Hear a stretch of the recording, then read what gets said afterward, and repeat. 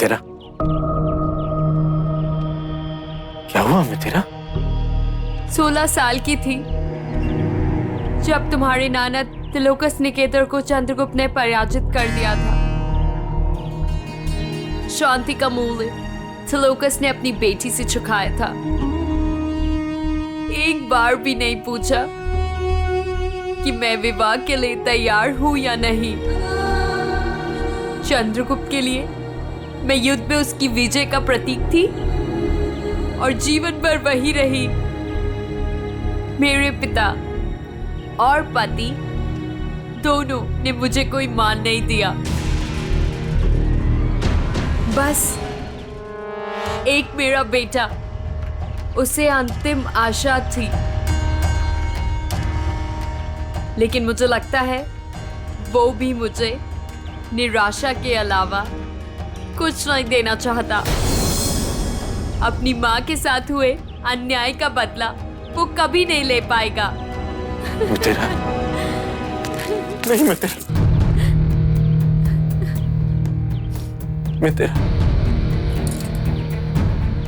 मैं आपसे वादा करता हूं, हमारा वक्त जरूर आएगा।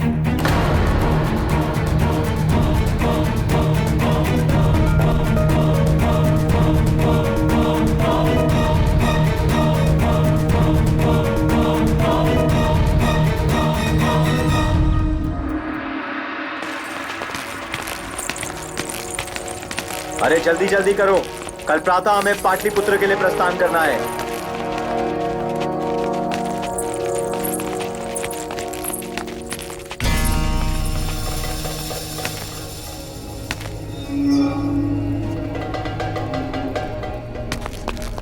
लगता है वो कृतज्ञ बालक भाग गया। आचार्य, आपने उसके प्राणों की रक्षा की, उसके पश्चात भी भागा। अशोक को समझना कठिन है राधागुप्त।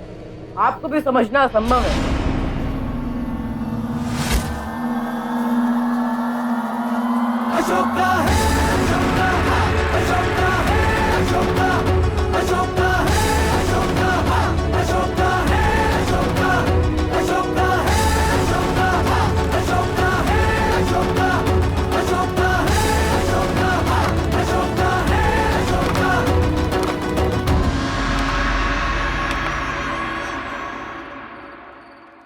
उस बाण से आपकी मृत्यु भी हो सकती थी, लेकिन केवल मुझे निर्दोष प्रमाणित करने के लिए आपने अपने प्राण जोखिम में डाल दिए। मेरे लिए इतना कुछ क्यों? क्या संबंध है हमारा? मेरी आपके लिए क्या उपयोगिता हो सकती है? मैंने जो भी किया वो सत्य की रक्षा के लिए किया पुत्र, जिसका मूल्य मुझे चुकाना पड़ा 50 पर्ण राजकोष को लौटाकर। तुमने मगध के राजकोष को क्षति नहीं पहुंचाई।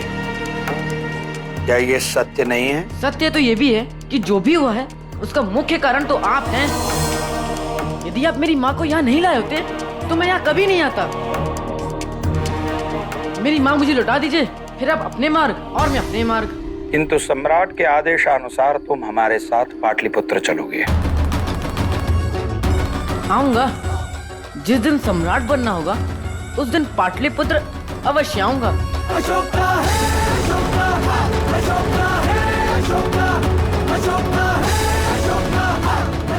लेकिन मेरी इच्छा के विरुद्ध मुझे कोई कहीं नहीं ले जा सकता।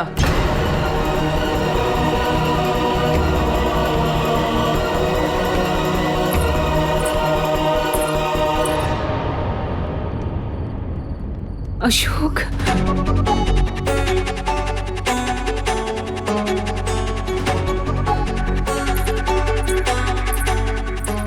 अशोक, माँ, नीचे आइए।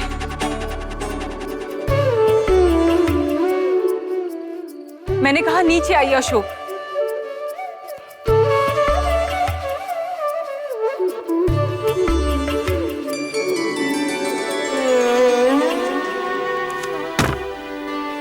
आज से तुम्हें आचार्य के सारे आदेश मानने होंगे। वो जहां ले जाएंगे आपको उनके साथ जाना होगा। लेकिन आप इनका पक्ष क्यों ले रही हैं? कहीं इन्होंने ये कहने के लिए आपको विवश तो नहीं किया? नहीं पुत्र, मेरे जीवन का प्रत्येक निर्णय आपकी सुरक्षा और आपके उद्धार के लिए लिया गया है। आज भी वही कर रही हूँ। मैं आपका दायित्व इनको सौंप चुकी हूँ। ये आप क्या कह रही हैं माँ? तो जो व्यक्ति आपकी रक्षा के लिए अपने प्राण और अपने सम्मान को दांव पर लगा सकती है, केवल वही व्यक्ति मगध के ऋण लौटाने में सहायता कर सकता है, आपका उचित मार्गदर्शन भी करेगा। किंतु माँ ये तो आज तक आपने मेरे हर आदेश का पालन किया है, मेरी हर इच्छा का मान रखा है। आज मैं आपको आदेश देती हूँ, ये जैसा कहेंगे आपको वैसे ही करना होगा। मेरी आदेश का पालन करेंगे ना? मुझे वचन दीजिए।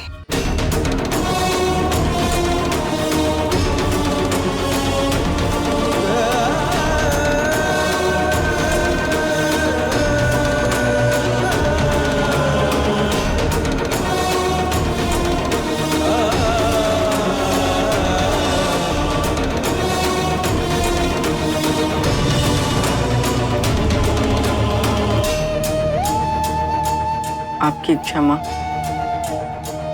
आपके आदेशों की पूर्ति करना मेरे जीवन का उद्देश्य है। आप जैसा कहेंगी मैं वैसा ही करूँगा।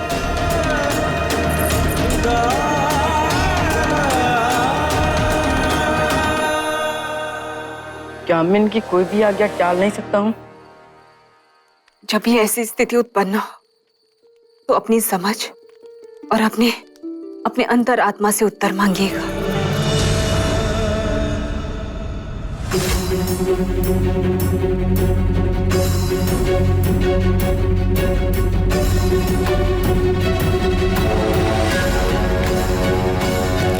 आपने मेरी माँ को मुक्त किया, तुम्हारी माता भी पाटलिपुत्र चलेंगी। मेरे साथ? मेरा पहला आदेश ये है, पाटलिपुत्र में आने के पश्चात तुम तुम्हारी माता से नहीं मिलोगे और इस बात का आभास भी नहीं होने दोगे वह तुम्हारी माता है। अभी तुम उनके साथ तुम्हारा कोई संबंध भी है।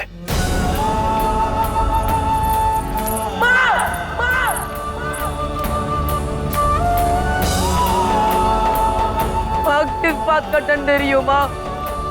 किस बात का? माँ, क्या दोष है मेरा?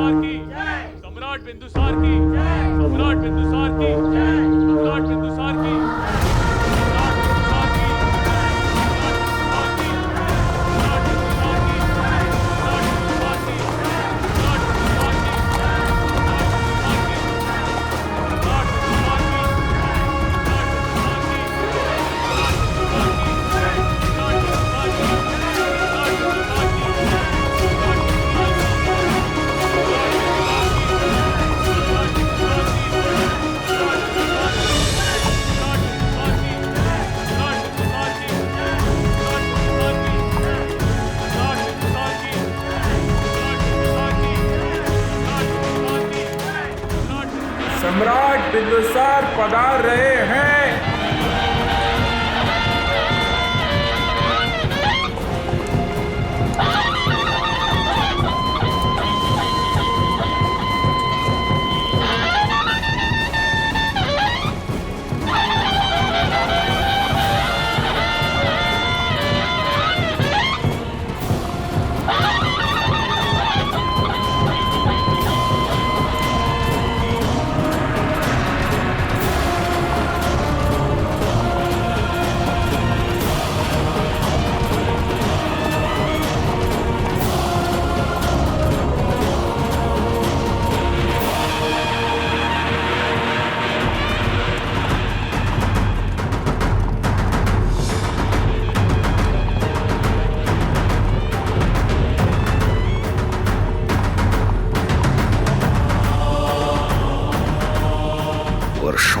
और मैंने शपथ ली थी, जब तक जीवित रहूंगा तब तक इस माटी के सम्मान के लिए जीऊंगा। आज मैं उसे लेकर आया हूं।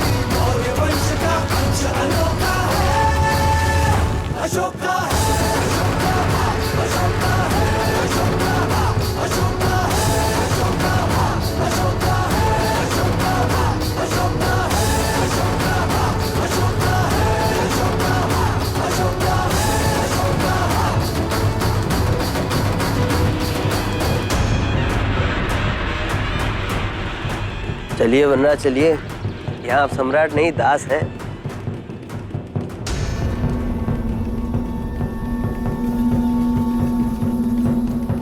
और यदि किसी दिन मैं यहाँ का सम्राट बन गया तो भविष्य कोई नहीं जानता।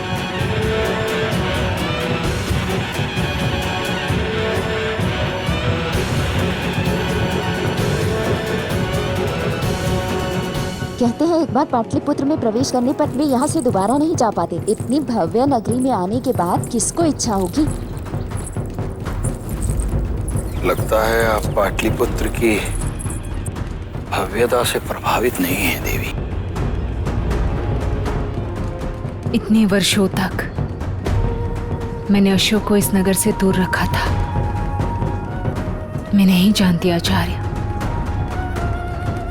मैं सही कर रही हूं या नहीं, किंतु मैं नहीं चाहती कि मेरा ये निर्णय मेरी जीवन की सबसे बड़ी भूल बन जाए।